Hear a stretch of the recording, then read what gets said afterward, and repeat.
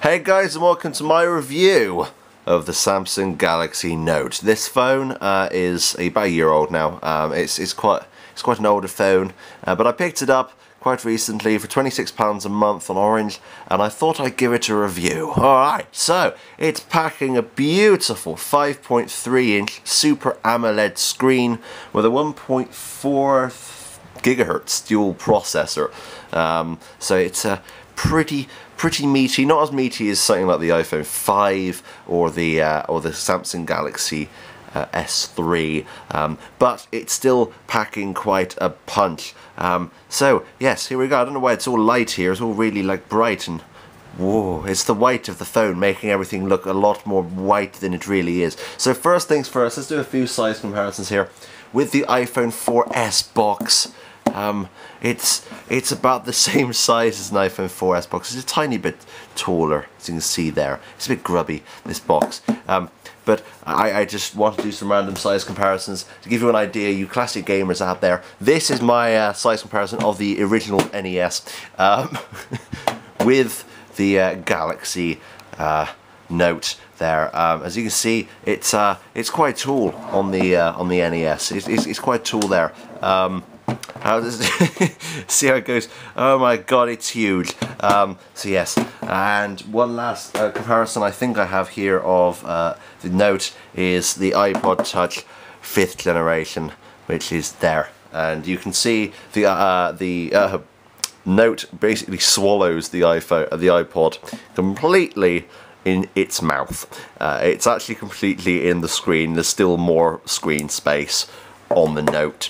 Alright, so yeah, let's just show you the outside. You've got your kind of off and on standby button here. You've got your headphone jack and your mic, I think. You've got your up and down volume rockers, and on the bottom you've got a mini USB or micro USB, whatever it is. It's one of those ones that no one seems to have any cables for. And on the front you seem to have a forward-facing camera, your speaker grill, and your home button. There are two other little buttons here, as you can see they just came on. That's your menu button and your back button, but we'll get to that. Hey Bo, how's it going? It's the 23rd of September today, so let's open this bad boy up. But another cool thing that comes with this phone is a stylus. Oh my god, it has a button on it that clicks. I don't know if you can hear that or not. No, probably not.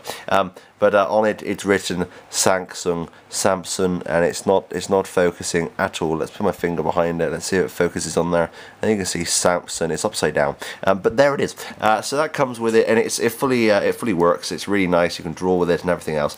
But yeah, alright, let's turn this bad boy on and look at the 5.3 Super AMOLED screen. As you can see, the colours are very nice with this.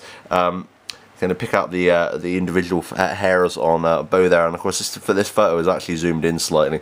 So let's touch to unlock, and let's focus out here, and you can see it packs quite a big screen, so you can get a lot of apps on here, and you can see them all very clearly. I got my YouTube app running, which basically shows me my latest videos. I got my Spotify ready, Torch ready, which has a torch on the back. Let me show you that.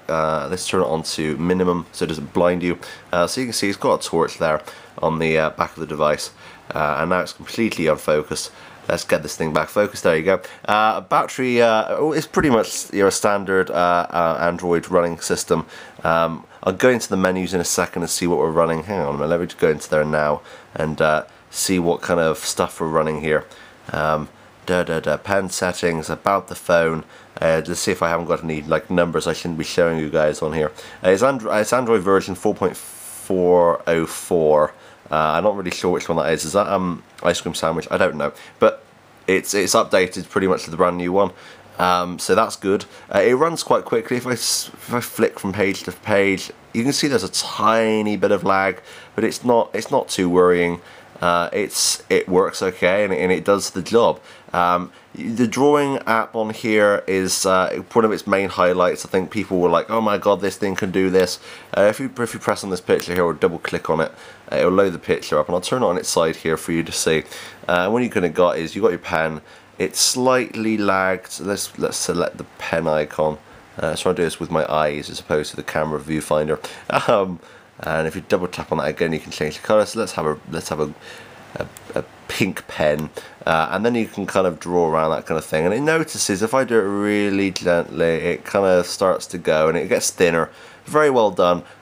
It's a bit lagged. You see I can do that, and it takes a few milliseconds to catch up, but it's nothing that's too kind of disconcerting.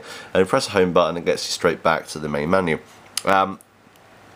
So yeah, that's that pretty much. That's the main kind of running, and how smoothly it goes is very nice. There's a calendar. It comes with a few apps from Orange and stuff like that. It depends what provider you're with: AT&T, Verizon, T-Mobile, Orange. What else is there? There's quite a few other ones. But yeah, O2, that kind of thing. So let me show you the. Let me let you listen to the speakers here. I got some Hot Boogie Chillin', which is a great band on here. So I'm going to play a couple of seconds of this.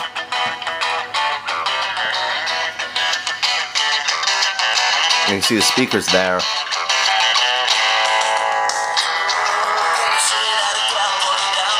So as you can see, it's not the loudest phone in the world. With a radio, it seems to be a lot louder. I have a TuneIn Radio app, and it's a lot louder than the actual music that plays from Spotify or the phone itself, which I thought was a bit odd. I can have it in the bathroom running fine if I'm having a shower, that kind of thing, and you can have the radio app on, and I can hear it perfectly fine in the shower. But if you're in there without with Spotify or something like that, it isn't. That's just a comparison for you guys. That's just to let you guys know. I've used it in different kind of locations, that kind of thing. Outside, it works okay. I didn't want to tell you I'm in the shower. Hey, but yeah, I just use that as an example. Because that's where I've probably noticed it most. So the speaker isn't exactly amazing, it's quite tinny. The microphone quality isn't very good.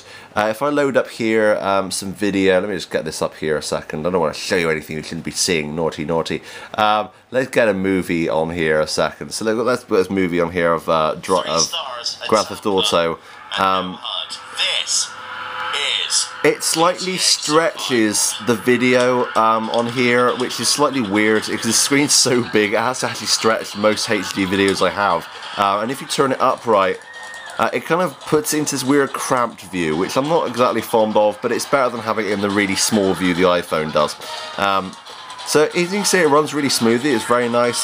You can press a button here up top, which can make you get the video out. So if I want to be doing something else on the phone, I can have the video running in the background. I can move it around, so I can go on emails, or I can go on Twitter, that kind of thing, or YouTube. If I go to YouTube, I can be on there doing stuff when this is still running. As you can see, there's my channel right up and running. And I can also scroll and everything else when this video is still going. So the processor speed is definitely something of. It's definitely something very nice. It's fast. It runs well. And I'm very impressed with this phone. It's a year old, as I said, and I could swear it's a phone that's just come out. I mean, it's not too bad. My partner has the Galaxy S3, which just came out a couple of months ago, and I would rather have this than that. There's a few features on here which I think are better. The phone is bigger, it's nicer in the hand, it really is. It doesn't feel as, I got to admit, I felt the Galaxy S3 felt a bit plasticky. This feels a lot more weighty, which I like. I like this quite a bit more. But that's personal preference, of course. Well, basically, the only faults I have with this phone is that sometimes it can jam up completely, which is an absolute pain.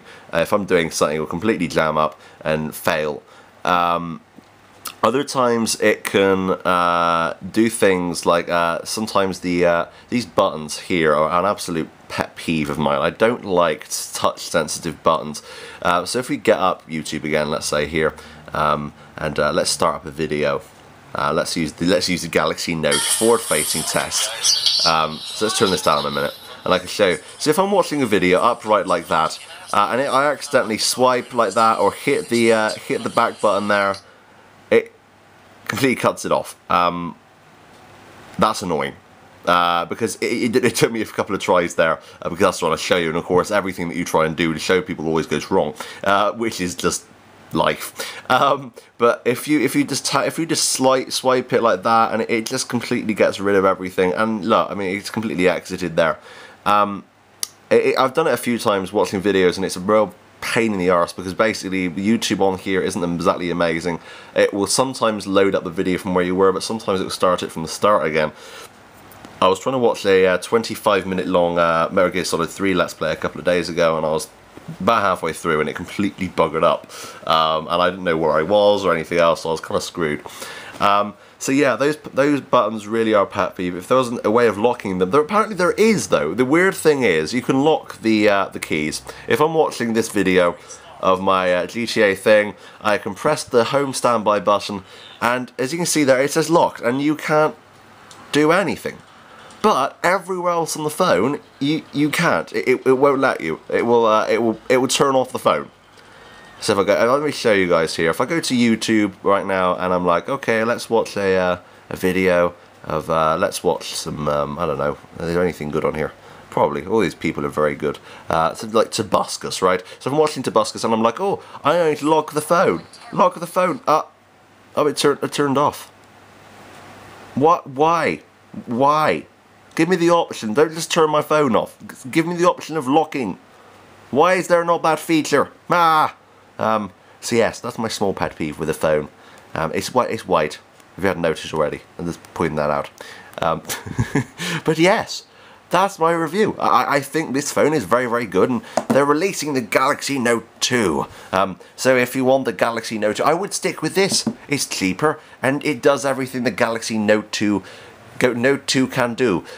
See, all those words seem to go together there. So yes, either that or buy an NES. Which is better, I don't know. I think the NES has the upper hand in terms of good looks. I think the NES looks a lot better than the Galaxy Note, but that's my personal opinion.